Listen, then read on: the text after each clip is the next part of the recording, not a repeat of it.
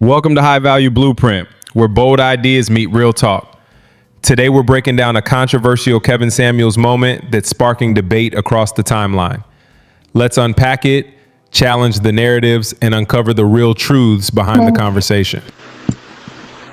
Have you been on here before? I have been on here before. Are we allowed to do that? Yeah. Okay. How are you? I'm good. How are you? Yeah. Are you trying to find? Did you have a question? Or are you on for I cuffing guess season? I do want to talk about cuffing season. All right. I Let's want go. to talk about, I guess, what should I be looking for, I guess. Didn't you say you have a child? I'm sorry? Do you have a child? I do. How old is your child? He's almost 8. All right. So if I recall correctly, weren't you married before? No, I was never married. Okay. But you do want to be married one day. Yes. Do you want more kids? I think we were kind of talking about that, and you made me think about it a lot more. Okay. Well, here's the thing. Cuffing season is different. Agree. A lot of because everything starts from somewhere, and honestly, I think that last conversation, was a good indication that people today are putting so much either lack of focus or too much pressure. Cuffing season, if done right, can be the last cuffing season. Right. But you still need to be dealing with somebody who's going to be in the ballpark of what you'd want to be with. I mean, you don't just pick somebody just to be a bed warmer. How do you actively meet men? Well, I work in a real estate office, so I network a lot with people, which is fun. So usually kind of through that or out in like the city. So the office? Kind of, but yeah. But I said, the key word was, how do you actively meet men? I guess I'm not really putting myself out there as much as then I you get should nothing. be. Yeah. All right. So ladies, understand something. Closed mouths don't get fed. Okay. So I agree. if you're passively trying to meet people, you'll end up having to settle for whatever comes your way. Okay. I agree. I mean, you say you work in a real estate office. So how many real estate salespeople just sit there and wait for the phone to ring? Right. That's true. Actively meeting. That's why I talked about that whole thing about getting out there and being assertive and aggressive in a feminine way. But here's the thing: a lot of you ladies don't like to do that because you really don't want to risk rejection. Have you ever stepped to a man and asked for his phone number? Nope. Definitely in a passive-aggressive way, for sure. Maybe not just straight, hey, give me your number, but maybe like... How long ago was that? Probably a couple weeks ago. I saw someone... Well, I saw someone at the park. Mm-hmm. I was walking around with my dog, and his dog was walking there too, and we were kind of like talking about it a little bit. And then... I asked him where he worked, and, he had just moved here. So we talked about that a little bit, but I didn't really ask for his number. I was kind of like giving him hints a little bit, but I didn't want to be like super forward. You did not ask him for his number. No, I was kind of waiting for him to. Right, because women don't like rejection. Was I supposed to ask? Do you think I should have asked? Did you talk to him because you really wanted to know where he worked and about his damn dog? I mean, a little, but... Really? Okay, well, then if you really just wanted to know, if you really just wanted to meet a fellow dog owner? Right. Okay, I get what you're saying. No, it's not really about the dog, obviously, but... And I'm going to tell you right now, ma'am, that kind of conversation is dry and boring. Right, yeah. I mean, yeah. It was kind of just like the initial kind of break the ice. It's not breaking the ice. You break the ice by throwing your panties at us. Okay. That's a little much. Okay, well then keep them up and dry. Okay. So what do you think I should have No, done? no. I mean, I'm gonna get raw with you for Okay. real. When's the last time you cried because you were single and alone? Not for a really long time. I think Okay. I'm okay with All right. Well, being keep if you. Well, and that's bad. Am I supposed to be really sad about, like, super Yeah. sad about Yep. it? Yep. You sure are. I You're mean, not I'm supposed. not. Women are the social of the group. You're not, and something's supposed to be missing when a man's not there. Yep. Absolutely right. I'm supposed to be sad every single I day. didn't say single. Is that what I said? I No. didn't. That's I said every single day, but it's not supposed to be. Well, if a man's here, fine. If a man's not here, fine. Okay. How old are you again? Okay. I get how you're How old are saying you that. again? Okay. I'm 29. 29. Yeah. One day you'll be 49, and you won't have the opposite you had at 29. Then what I'm saying will make sense. Okay. See, there's no sense of modern women today. You guys don't have desperation on you because you've already got a kid, so you've already been to the fair. Used to be, in order to get a kid, you had to have a husband, or else people would call you really bad names and they would Right. shame you out of neighborhoods. But Right. because we make it to where baby mamas can live everywhere, you don't need a husband, you don't need a wedding, so you get all the life that you would normally have. So you got a son or a daughter, and you got company, but that's unfair to that kid because your life becomes them. So then when you get around a man, instead of saying, "Damn, I need a man," you ask about a dog and a job. And he's like, "Well, I'm not going to ask her anything because she's not showing me Okay. any interest."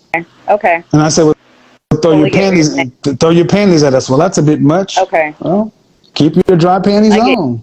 what you're saying. Okay. Thank you for that. Okay. I mean, but seriously, I mean, when was the last time you've ever just been like, have you ever, whoa, have you ever been like, in hot for a guy? Yeah. Okay. And how'd you show it?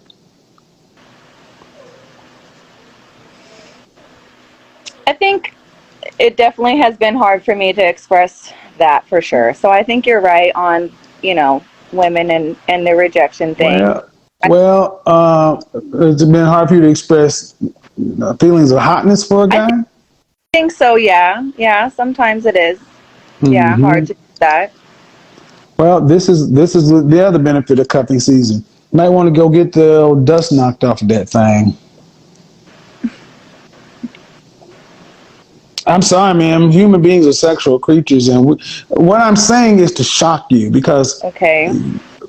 women today, women are far too take yourself far too seriously and act like you don't have needs. Like being around a man doesn't have benefits for you, to where you're not supposed to be able to do without us.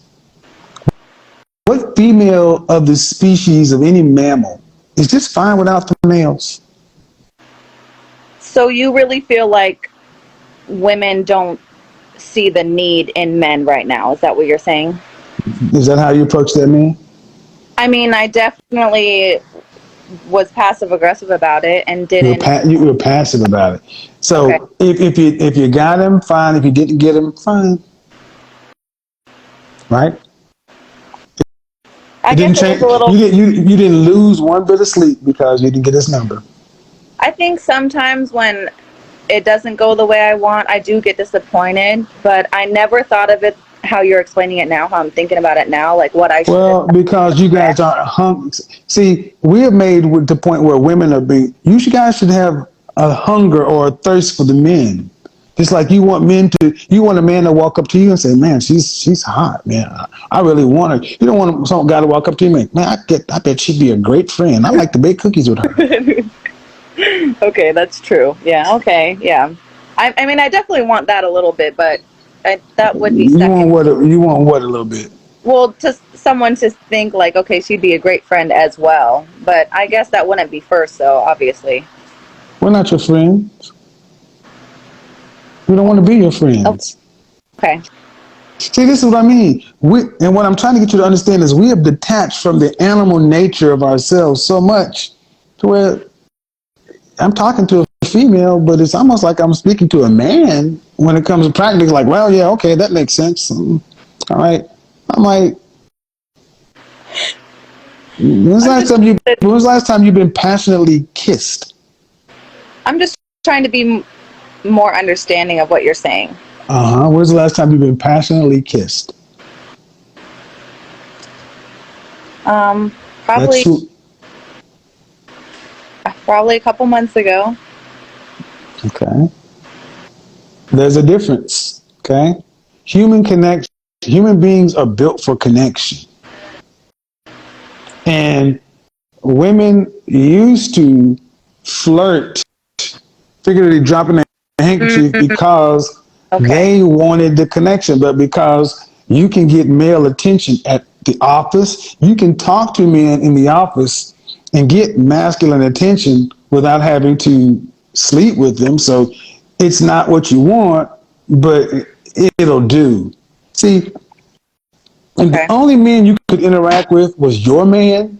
And if no men interacted with you outside of specific need, meaning I'm at the office and I need to interact with you based upon this job and this project, other than that, I don't talk to you, I don't see you. If men start cutting off all attention from women, you guys quickly would start to fall back into your natural stance. You're like, shit.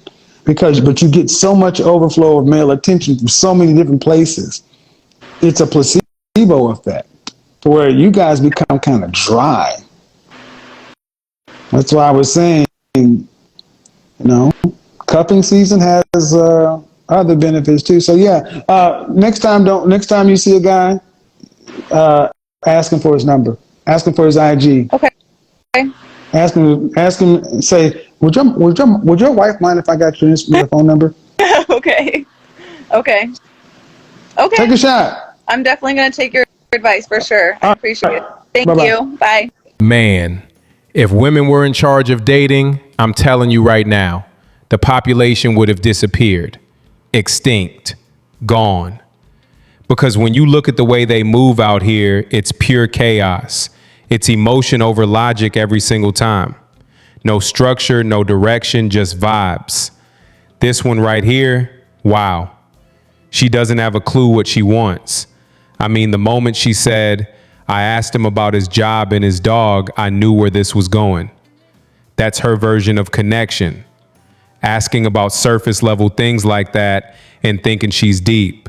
No, that's not depth. That's confusion masquerading as effort.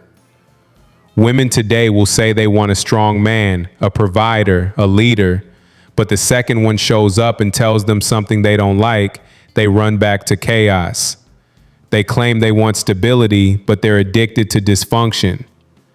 They'll admire a man who completely failed in his relationships, who lived off his wife, who was abusive to his daughter, who didn't pay child support for a decade, but because he had confidence and a microphone, they think that makes him the blueprint.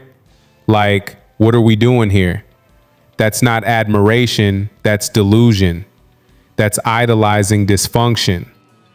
And the irony is thick. He spent years telling women they were the problem. They were out of shape. They were delusional. They were unfit for relationships. And then he dies alone with a 304. Let that sink in. We've got to stop worshiping broken examples. You can learn from flawed people, sure, but admiring them, that's where the line gets blurred. That's why so many of these women are lost.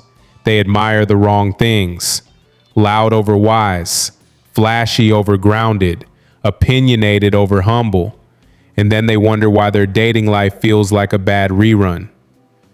And let's just imagine for a second if all men started thinking like women do today.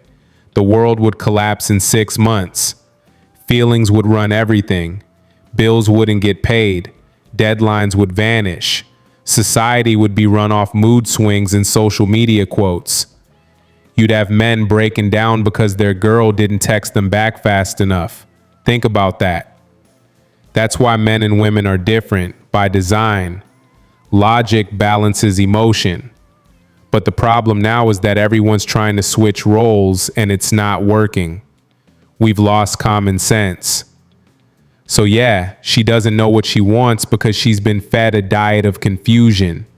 And that's the scary part. These aren't isolated cases. This is the new normal. It's like watching people play a game they don't know the rules to, but they keep blaming the scoreboard. Until people start being honest about what they want, what they can offer, and what's realistic, this cycle is never ending. Because right now, we're all just arguing in circles while the truth sits there in plain sight.